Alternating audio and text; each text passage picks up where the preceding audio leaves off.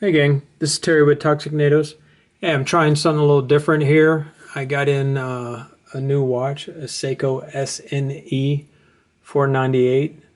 I got it from Mimo's Jewelry in California. Great guys to deal with. I ordered it on Friday. They shipped it on Saturday and I received it on a Monday. You just can't beat that kind of service. This watch is pretty much a golden tuna to a certain extent. It's a little bit slimmer, definitely a lot cheaper, and looks just as great. Let me give you some specs on it. The movement is a V157 solar movement. I have no idea about this movement, but they say it's plus or minus 15 seconds in a month. That's great. I'm not a movement guy or snob. I love Seiko quartz movement, so they're really robust. So I hope this one is too.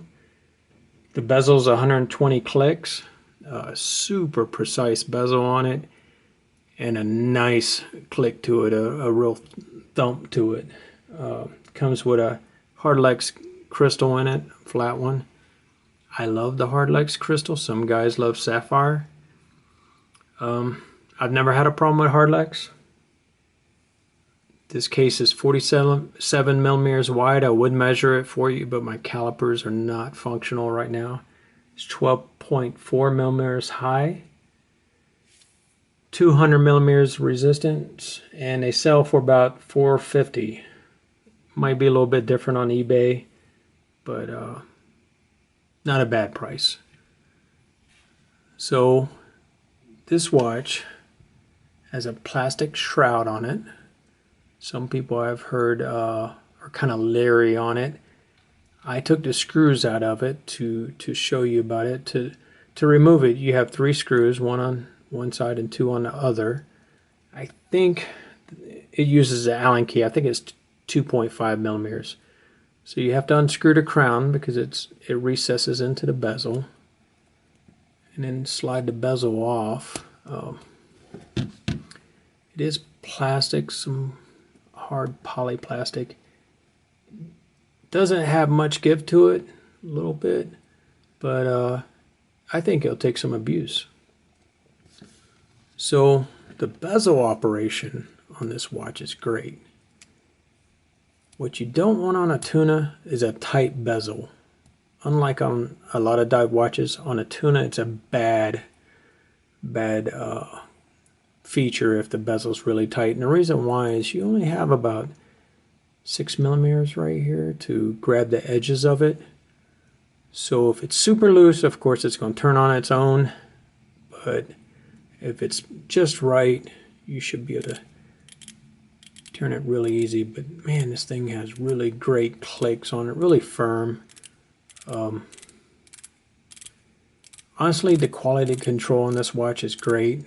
I've been pretty disappointed the last year or year and a half on Seiko on quality control. It's been super hit or miss, which really annoys me because I love Seiko and it's the watch I recommend to most people, but it's been tough lately.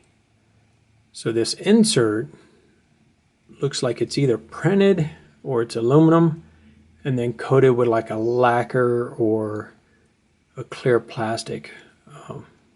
My camera's not that good because I don't have the best equipment right now, but I'm learning to make use of what I have. But since it's a lacquer coating on top of the bezel numbers, it actually looks 3D. Looks pretty wicked. The case on this is black and comes with their newer silicone strap, which is a great strap. The gold tone on the buckle and the keeper doesn't exactly match the bezel or the crown, but it works. Of course, this will go on a NATO, so I don't care about gold tone. One thing I can say, I'm not going to say I dislike it, but the crown on it does have a little wobble to it. But this is a solar watch, so I won't adjust the time much. And the reason why it has a wobble, I assume, is because it's a two-piece crown. And so maybe they designed it for a little bit of give so it wouldn't break or collapse or twist off. But it's probably where the junction of the crown meets the stem and the spring is in there. I don't know. So, of course, I already started changing stuff on it. It came with Seiko fat bars, which is really great. But the problem with fat bars is it does not make use of the drill lugs. And that's a shame because drill lugs are wonderful. So I put in some of our toxic spring bars. I should call them toxic tuna bars because that's pretty much what I got them for. And the size is 22 millimeters. The center section is 2.0. The tips is 1.2 millimeters, so it fills the drilled hole completely up, and they extend 1.8 millimeters into the lugs. And the cool thing about these spring bars is, unlike traditional ones, I don't know if you can see that, but the tip of them is rounded off. They're not squared off like most spring bars. And the reason why I got these made like that is so they don't scratch the lugs on the tuna. If they're squared off, they can scratch the mess out of lugs on it. But they work perfect. So this is the solar next to a Scurfa Diver 1, which is one of my favorite watches, which is 40 millimeters. And it pretty much wears the exact same lug to lug. Of course, it's lighter, but due to the plastic shroud on it. But here it is compared to the Seiko AGS, which is a 42 millimeters.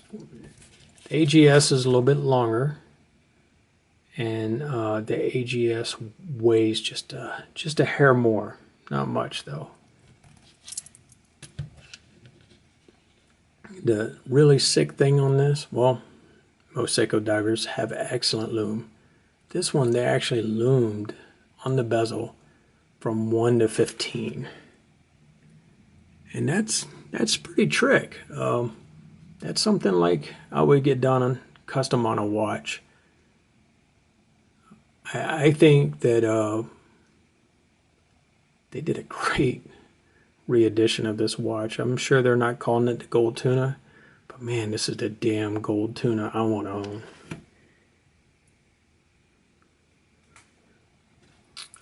I couldn't even call it the mini gold tuna because it's not inferior at all in my opinion. The only thing you could probably say is inferior is maybe the plastic shroud, but it's tough. It's not a piece of crap by any means.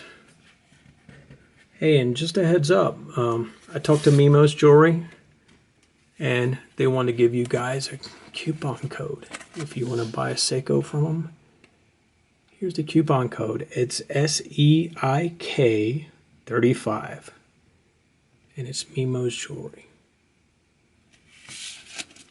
So if you have any questions, please leave them below in the comments, and please subscribe. You know, I'm going to try some new things. I think Toxic Natives is trying to evolve every day and become a better company.